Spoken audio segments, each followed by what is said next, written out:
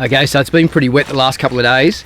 You can see we've started on the boxing here, but all our footings are basically full of water. So I'm going to see if we can get some of that water out just by digging some trenches in the sides there with the excavator, and then we can continue on forming up the side of this slab.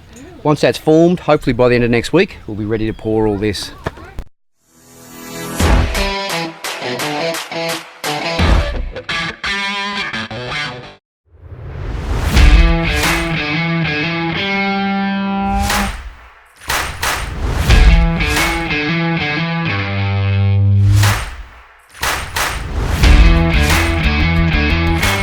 So, rained out once again.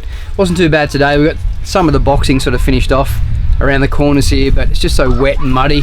Got the old gum boots on, and it's just slopping around in that mud, which makes it a little bit hard, but fingers crossed this rain holds off and we can get the rest of it completed. Pour is set for about a week's time from now, so hopefully we should be good.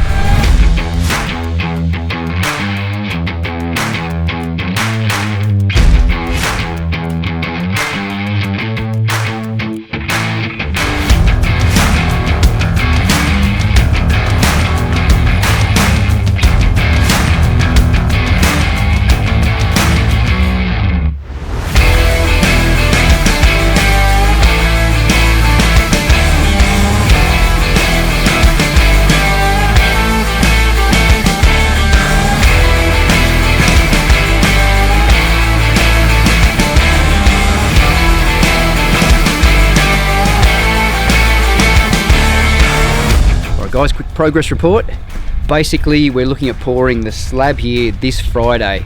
So today is Tuesday of this week, and we've got 2 more days worth of work to finish off. So we've got 1 more day in the boxing. We've just got to finish off out and around the garage there and join it back up to where we started. And we've got another sort of full day in the steel just to put all the bits and pieces in. So that's Wednesday, Thursday, and then 6:30 Friday morning, weather permitting, the concrete pump, the trucks, concrete is going to turn up and we're going to pour this thing. So pretty exciting times. Can't wait to get out of the ground and get out of the mud. Once we've got that slab down, then we're going to start working on our framing. So like I said, exciting times. Let's pray for some good weather.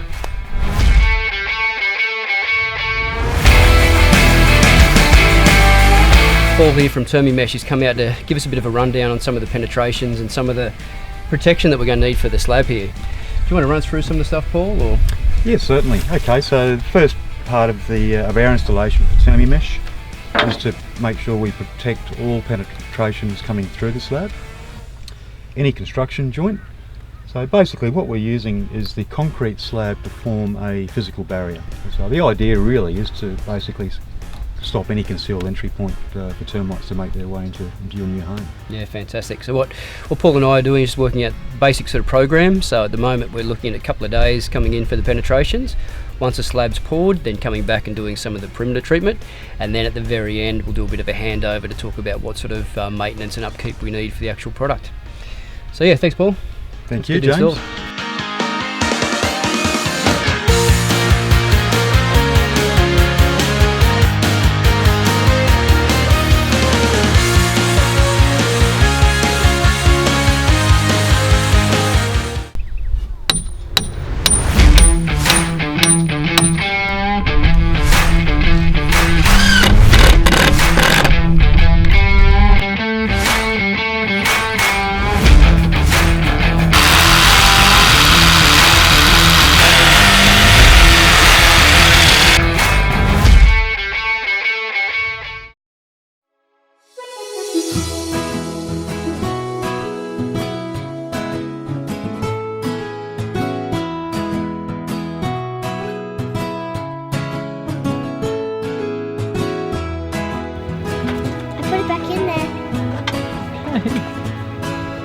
Is the sound on? Yeah.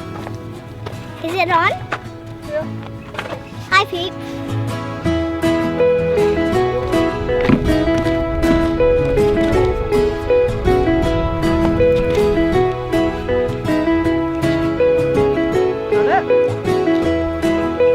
This is how you do it.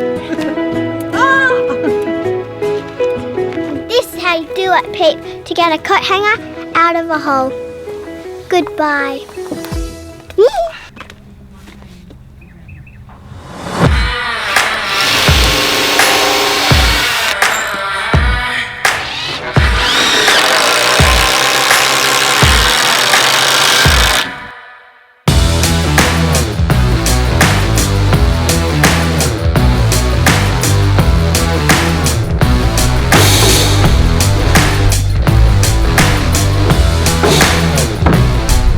Okay, I'm on the home stretch. Some of the final little things that we've got to do, we'll put in some of these rebates where our sliding doors are going to go. I'd like this bottom sill of the windows to be sunken down into the concrete so that our floor finish and our windows have a seamless finish. That way you don't have to come along and step up over the threshold.